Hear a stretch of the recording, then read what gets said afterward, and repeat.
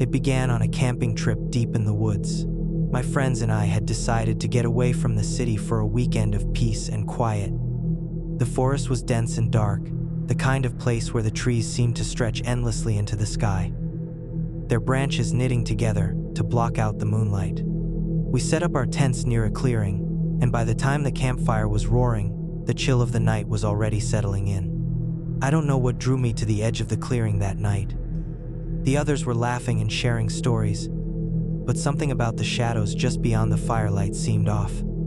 I stood there, peering into the darkness, when I saw her for the first time. She was standing among the trees, her red dress glowing faintly in the moonlight.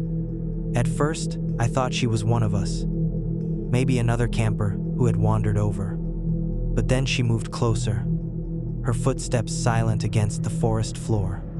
"Hey, who's there?" I called out, trying to sound braver than I felt. My voice cracked slightly, and my friends turned to see what was happening. But when I pointed to the trees, the woman was gone. "You're seeing things," one of them laughed, but I knew what I saw. Her figure was burned into my memory, the way her head tilted slightly, the eerie stillness of her posture. That night, as I lay in my tent, I couldn't sleep. Every rustle of leaves or crack of a twig sent my heart racing. I kept picturing her standing just outside, watching, waiting. The next morning, I convinced myself it had just been my imagination. But the unease lingered. As we packed up our campsite, I noticed something strange. A single red ribbon tied to a tree at the edge of the clearing. It was knotted tightly, and the fabric looked old and faded, as if it had been there for years. None of us had put it there. "Weird," one of my friends muttered. But we all shrugged it off and continued hiking deeper into the woods. The trail became more overgrown as we went, the air thick with the scent of pine and damp earth. By noon, we reached a small, crystal-clear lake and decided to rest. As we ate, I couldn't shake the feeling that we were being watched. I scanned the tree line, half expecting to see the woman again. But there was nothing. At least, not at first. It wasn't until we were packing up to leave that I saw it. Another ribbon, tied to a branch near the water's edge. This one was torn, fluttering slightly in the breeze. My stomach twisted. "Did anyone else see this?" I asked. But my friends were already heading back to the trail. They didn't seem to notice how the forest had gone deathly quiet. That evening, as the sun set and we searched for a place to camp, I felt a heavy weight settle over me.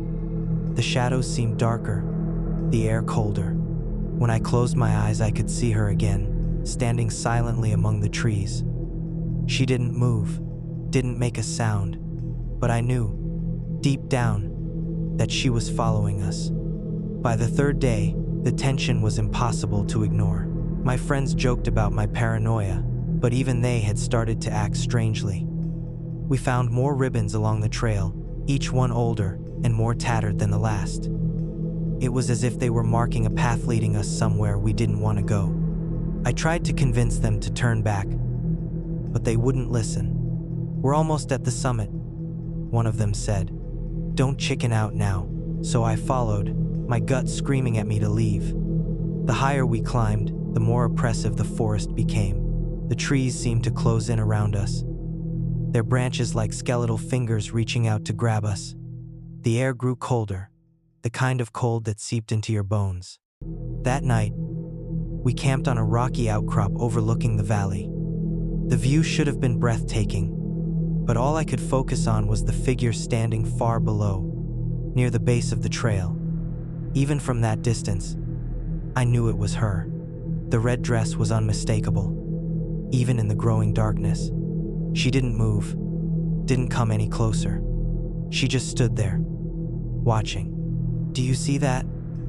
I whispered to my friend, but when he turned to look, she was gone. My heart pounded as I realized what was happening.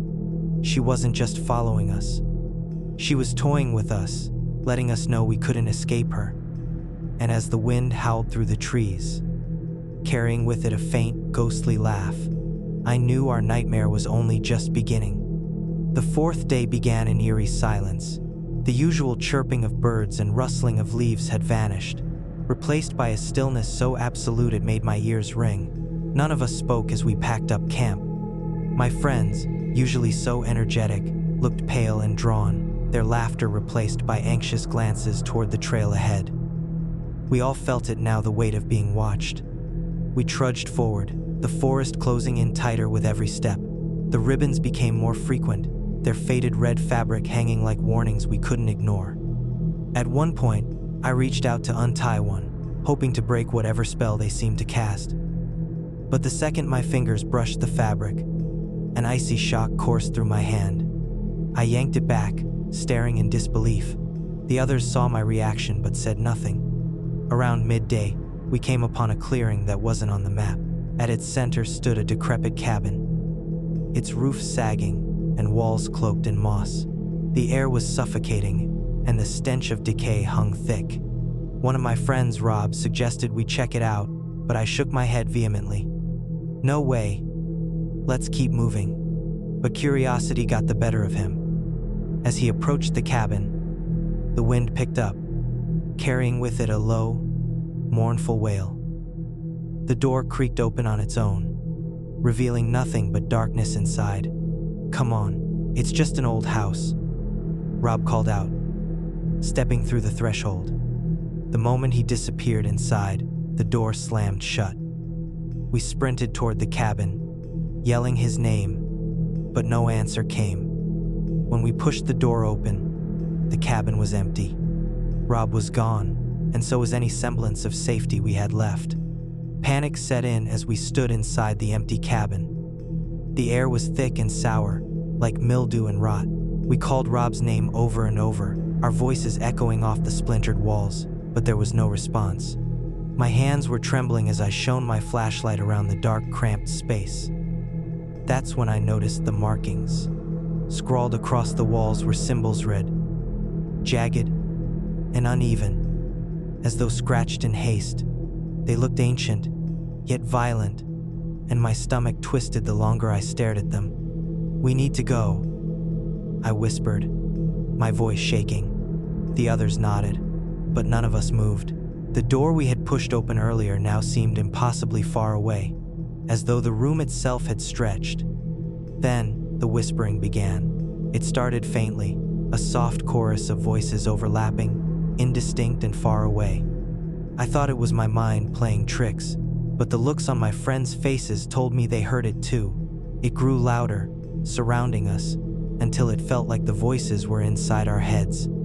"Leave, leave, leave." They seemed to chant, over and over. One of my friends, Julia, screamed and bolted for the door. The rest of us followed without hesitation, tripping over each other in our rush to escape. When we burst outside, the whispers stopped, but the forest seemed darker, more menacing. It was as if the trees themselves were watching us, leaning in closer to listen. That's when we saw it. Just beyond the clearing, in the direction we had come from, stood the woman in the red dress. She was closer now, her face still obscured but her head tilting ever so slightly, and in her hand, she held one of the red ribbons. It dangled limply, like a trophy. For a moment, none of us moved. Then she began walking toward us. We didn't wait to see how close she would get. The moment her foot moved, we turned and ran, crashing through the underbrush in a blind panic. Branches clawed at my face and arms, but I didn't care. All I could think about was getting away. Her footsteps, though impossibly light, seemed to echo everywhere. No matter how fast or far we ran, the sound stayed with us, steady and unrelenting. My lungs burned. My legs felt like lead, but I didn't dare slow down. "This way!" I shouted, leading the group toward what looked like another trail. My heart sank when I realized it wasn't a trail at all, just a thin, winding path that looped back toward the cabin. We were going in circles. The ribbons were everywhere now, tied to nearly every tree. They fluttered in the wind, their red fabric seeming to mock us. Julia tripped over a root and screamed, clutching her ankle. We stopped, helping her to her feet, but in that moment I saw her again. The woman in the red dress was standing just a few feet away, her face still hidden by shadows. Her head tilted to the other side this time, almost playfully. "Leave us alone!" I shouted, my voice breaking. She didn't respond. Instead, she raised her arm, and I saw that it wasn't just one ribbon she held, it was dozens, tangled and knotted together. A low, guttural sound filled the air, like laughter distorted through static. Julia sobbed, and we pulled her along as fast as we could, deeper into the forest. The trees grew denser, the air colder. It felt like the forest itself was pushing us back toward her, bending and twisting to keep us from escaping. Somewhere in the distance, I thought I heard Rob's voice calling out, but it was faint, almost dreamlike. I didn't dare turn around to check if it was real. We pressed on, each step feeling heavier than the last. The ground beneath us turned soft and wet, sucking at our boots with every movement. The trees, those towering sentinels that had once seemed so sereno, felt alive, shifting subtly to block the path ahead.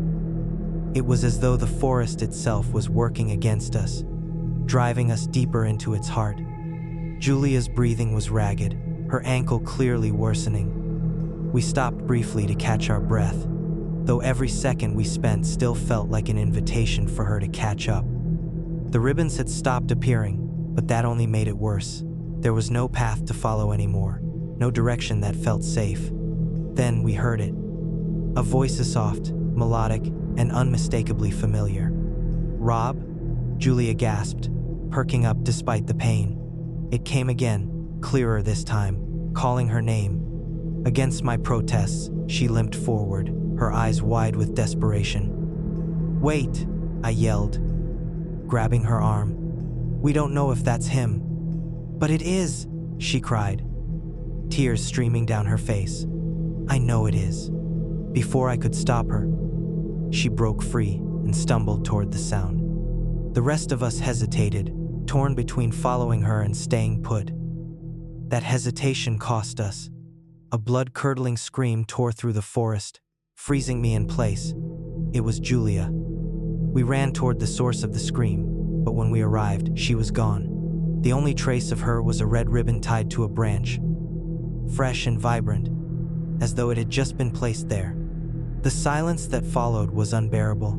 We stood there, paralyzed, until the faint sound of footsteps, slight, deliberate, and drawing closer, shattered the stillness. She was coming for us. There was no use running anymore. The forest had swallowed us whole, and she was everywhere. Her footsteps echoed in the silence, louder than they should have been, each one pressing down on my chest like a physical weight. The others were motionless, their faces pale, and their bodies trembling. I wanted to scream, to cry, but I couldn't. We were trapped. The ribbons began to appear again, this time floating through the air like snakes. They coiled around the trees, twisting and writhing, forming a path that led straight to her. She stood at the end of it, her face now fully visible. It was inhuman, her hollow eyes and stretched smile radiating a twisted sense of triumph. Her lips parted, and a voice that wasn't hers emerged. It was layered, deep and guttural, yet soft and melodic. "You should not have come here." My knees buckled as the air around us grew colder, heavier. One by one, my friends fell to the ground, clutching their heads and crying out in pain. The ribbons wrapped around them, pulling them away into the darkness. I tried to grab them, but the ribbons burned my hands, forcing me to let go. Their screams echoed in the forest until they were abruptly cut off. She stepped closer, the ribbons following her like a tide. I couldn't move, couldn't speak. The only thing I could do was watch as she raised her hand and pointed directly at me. The ground beneath my feet gave way, and I felt myself falling into an abyss of blackness, the world spinning out of control. Her face was the last thing I saw before everything went dark. When I woke up, I was back in the clearing where it all began. The tents were gone, my friends were gone. The only thing that remained was a single red ribbon, tied to a tree, swaying gently in the breeze. I don't know how I escaped, But I know one thing for certain. She let me go. And she's still out there waiting,